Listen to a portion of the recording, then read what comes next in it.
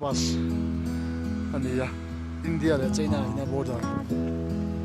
kan in jina la chak lam pang ki la mong ki ya ki ke kan kal to a kala kan pal lo ba ni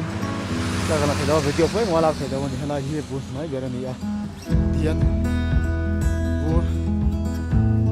ta ka bu pe bu ro ma le pe ya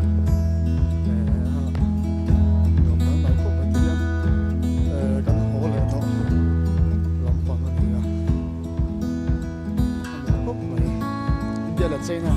in China ta kanan thaya sipai te pon strict kop maya du in rei tok tak po ka thala pon khalo shim ana bo la science sipai university kanan ko la kamiya ana kop kila makhi China ka soi lai ne na thura pas kan tu ta sa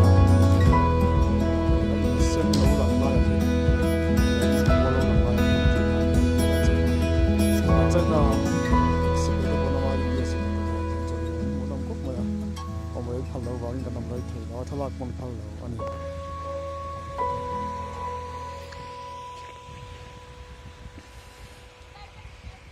vậy hian zirlai te ho bin tak mai kan nei thaya nuam khop nei